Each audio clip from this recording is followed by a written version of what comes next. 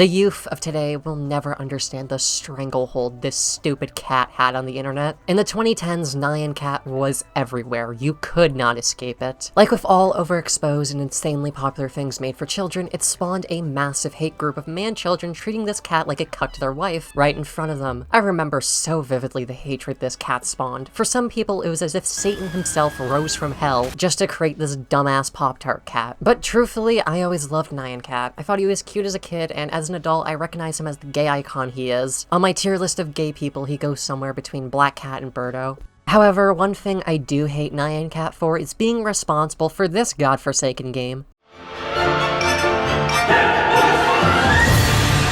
During a very late night of irresponsible Steam purchases fueled by whatever misery I was high on, I bought Nyan Cat Lost in Space for like $50, I think. And within the second I received the purchase confirmed email, I immediately regretted every decision in life that brought me to this point. Lost in Space, the shitty little mobile ad-ridden auto runner that somehow got a Steam port. In it, you collect food, coins, and power. And you know what? Why the fuck am I explaining the mechanics of this game? You have eyes, you can tell what this game is. Just like my videos, it's easy as shit to clock this as trash for the lowest common denominator. There's like nothing of note here. You jump with the spacebar and use the mouse to click on certain obstacles to make them deactivate. That sounds boring, it's because it is. Most of the power-ups you can get do the same thing or just make the game worse. Which gotta say, great design. Make the game less fun to play, always my favorite. There's a few game modes to select and not one of them is enjoyable for anyone with a fully developed frontal lobe. Lucky for this game, I'm fucking stupid and easily impressed by dog shit, so let's do this!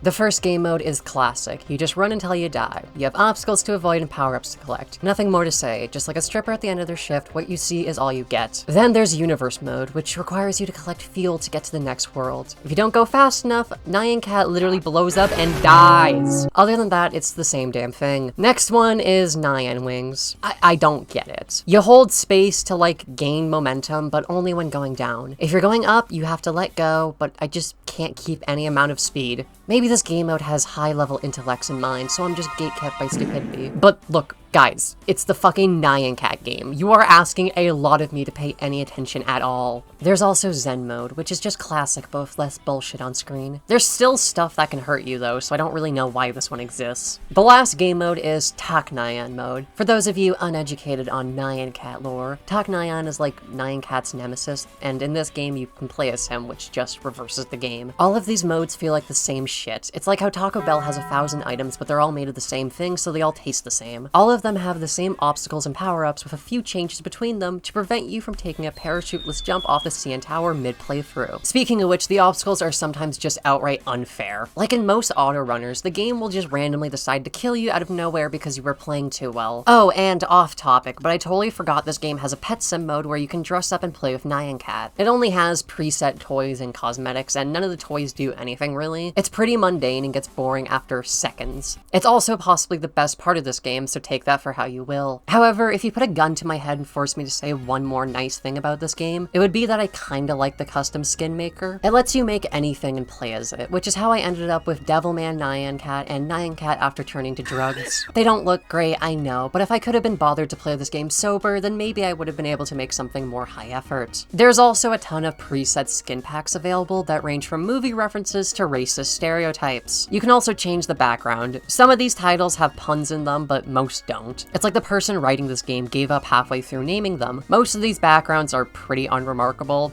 except for the one that is literally hell. After seeing this, I made it my goal to send Nyan Cat to hell for his sins. But on the topic of this game's aesthetic, this game kinda looks ugly.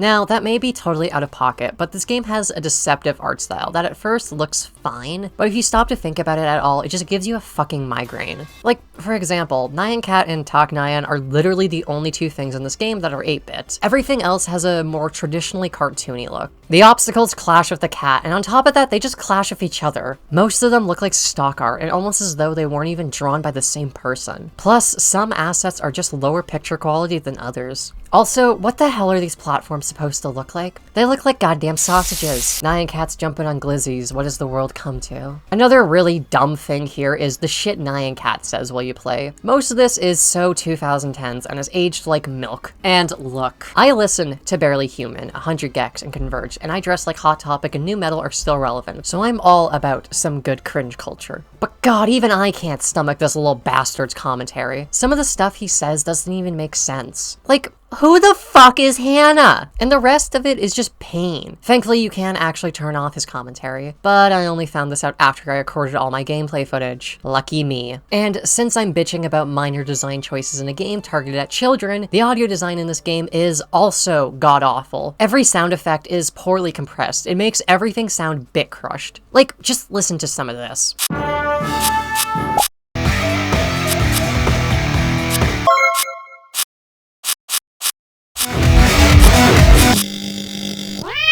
Who thought this was okay? Like, seriously, who is this game's audio engineer? Merzbow?